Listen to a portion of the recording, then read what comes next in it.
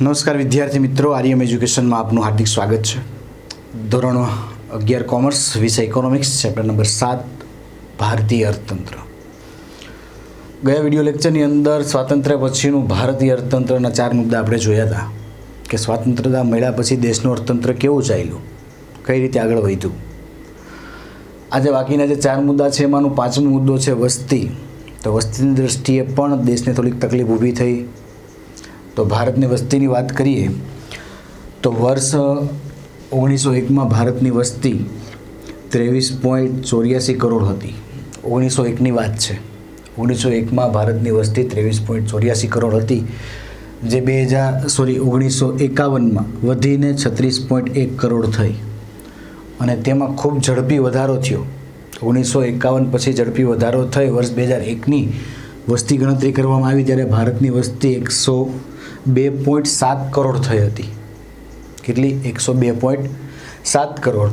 અને છેલ્લી વસ્તી ગણતરી ભારત દેશમાં 2011માં કરવામાં આવી એ પ્રમાણે ભારતની વસ્તી 121.02 કરોડ હતી। ફરીથી 1901માં ભારતની વસ્તી 23.84 કરોડ, 1951માં 36.1 કરોડ, એનાથી વધીને 2001માં 102.7 કરોડ અને છેલ્લી વસ્તી ગણતરી પ્રમાણે ભારતની વસ્તી 121.02 કરોડ હતી। જે શું દર્શાવે છે કે ભારતમાં આઝાદી બાદ વસ્તી ખૂબ જ કેવી વધી છે તો કે ઝડપથી વધી છે અને અંદાજે 1.5%ના દરે વસ્તી વૃદ્ધિ થવા પામી છે। 1.5%ના દરે વસ્તી વૃદ્ધિ થઈ છે દર વર્ષે દેશમાં, બરાબર છે। એટલે વસ્તી વૃદ્ધિ ખૂબ જ ઝડપી વધી છે। ભારતનો આ વસ્તી વિસ્ફોટ એક ચિંતાનો વિષય દેશ માટે અત્યારે બની ગયું છે કે ભારતમાં દિવસે ને દિવસે વસ્તી વધતી જાય છે અને એ વધતી વસ્તીને કારણે ભારત દેશમાં એક ચિંતાનો વિષય બને છે।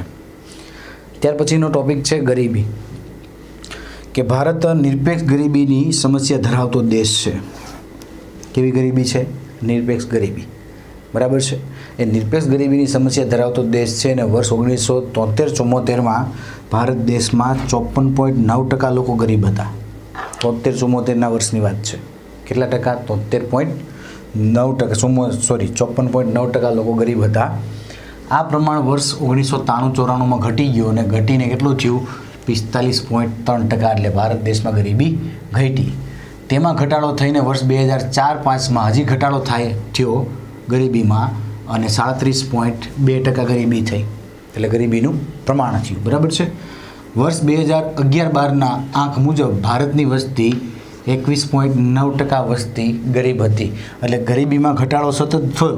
73-74માં 54.9 હતી, 93-94માં ઘટીને 45.3 થઈ, 4-5માં હજી ઘટીને 37.2 અને 11-12માં એનાથી પણ ઘટીને 21.2 થઈ। ભારત દેશમાં ગરીબીનું પ્રમાણ ઘટ્યું છતાં ભારતની દેશની જે દારૂની ગરીબી છે એ દારૂણ ગરીબીમાં કોઈ ફેરફાર થયો નથી। આટલો ટકાવારી ઘટવા છતાં ભારત દેશમાં ગરીબી વધતી જ જાય છે, કેમ કે વસ્તી વધારો એટલો છે। વસ્તી વધારો વધવાને કારણે ગરીબી ભારત દેશમાંથી હટતી નથી। ત્યાર પછી છે બેકારી, તો કે ભારતમાં વર્ષ 1951માં 33 લાખ લોકો કેવા હતા તો કે બેકાર હતા। કયા વર્ષમાં? 1951માં 33 લાખ લોકો બેકાર હતા કે જેમની પાસે કાંઈ કામ હતું નહીં। એક નેશનલ સેમ્પલ સર્વેના અંદાજ મુજબ વર્ષ 1999-2000માં 7.31% લોકો બેકાર હતા। ટકાવારીમાં અંદાજ કાઢ્યો, કેટલા ટકા? 7.31% લોકો બેકાર હતા, જે 2004 અને 5માં વધીને 8.2% પ્રમાણ થયું, એટલે કે બેકારીનું પ્રમાણ વધ્યું। 99-2000માં 7.31 હતા, 4 અને 5માં વધીને 8.2% પ્રમાણ વધ્યું। ત્યાર પછી બેકારી પ્રમાણમાં વર્ષ 2009-10માં ઘટાડો થયો અને ઘટાડો થઈ કેટલું થયું? 6.6%, એટલે પ્રમાણ બેકારીનું ઘટ્યું અને તે પ્રમાણ 11 અને 12માં ફરી ઘટીને 5.6% સુધી નીચું આવ્યું, એટલે પ્રમાણ અહીંયા હતું 7.31, ત્યાર પછી વધ્યું અને ત્યાર પછી ઘટાડો જોવા મળે છે। પરંતુ ભારતની જે ગ્રામીણ બેકારી છે એ પ્રચ્છન્ન બેકારી છે। એ પ્રચ્છન્ન બેકારીનું પ્રમાણ કેવું થાય છે? વધતું જાય છે અને પ્રચ્છન્ન બેકારી છુપી બેકારી હોવાથી એને માપી શકાતી નથી કેટલા લોકો ગરીબ રહે છે।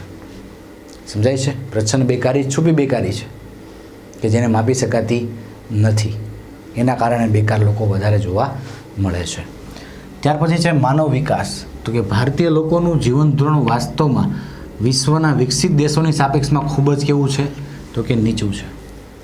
ભારત દેશના લોકોનું જીવન ધોરણની વાત છે એ વિશ્વના વિકસિત દેશોની સાપેક્ષમાં નીચું છે પ્રમાણ. અને માનવ વિકાસ અહેવાલ કે જેની રચના સંયુક્ત રાષ્ટ્ર સંઘ કરે છે, એ સંયુક્ત રાષ્ટ્ર સંઘ કરે છે તે મુજબ સરેરાશ આયુષ્ય, જ્ઞાન અને જે જીવન ધોરણ છે એ જીવન ધોરણના માપદંડ અનુસાર એક આખો માનવ વિકાસ આંક તૈયાર કરવામાં આવે છે.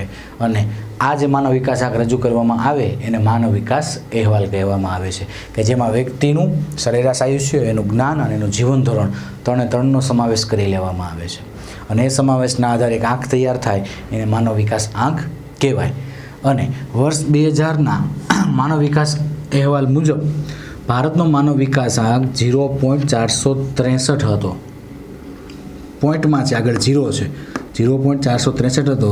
તે સુધરો અને સુધરીને 2010માં 0.547 થયો, 2012માં 0.554 થયો, 2013માં 0.586 આંક સાથે ભારતે વિશ્વના 187 દેશોમાંથી 136મો ક્રમ પ્રાપ્ત કર્યો હતો. એટલે માનવ વિકાસ આંક જોઈએ દેશમાં તો લોકોનો ખૂબ જ ઓછો છે, વ્યક્તિનો વિકાસ થયો નથી. પોઈન્ટમાં તમે જોઈ શકો છો કોઈ વધારો જોવા મળતો નથી. 187 દેશો હતા માનવ વિકાસ આંકમાં, તો એમાંથી 136મો નંબર ભારતનો હતો. એટલે આના પરથી કહી શકાય કે માનવ વિકાસ આંક દેશનો કેવો છે, ખૂબ જ નીચો છે. ક્લિયર દીકરા? તો અહીંયા સ્વાતંત્ર્ય પછીનું ભારતીય અર્થતંત્ર છે, આ સવાલ અહીંયા પૂરો થાય છે. આખો પ્રશ્ન તમને પરીક્ષામાં 5 ગુણની અંદર પૂછાય અને આ પ્રશ્ન પણ મોસ્ટ આઈએમપી પ્રશ્ન છે. કેવો છે? મોસ્ટ આઈએમપી પ્રશ્ન કે જે તમને પરીક્ષાની અંદર વારંવાર પૂછાય. બંને પ્રશ્ન, એક સ્વાતંત્ર્ય પહેલાંનું ભારતનું અર્થતંત્ર અને સ્વાતંત્ર્ય પછીનું ભારતનું અર્થતંત્ર, મોસ્ટ આઈએમપી પ્રશ્નો છે, વારંવાર પૂછાઈ રાખે છે. એટલે બંને પ્રશ્ન તૈયાર કરવા હિતાવહ છે. તો નવા વિડીયો સાથે આપણે ફરી મળીશું. Thank you very much.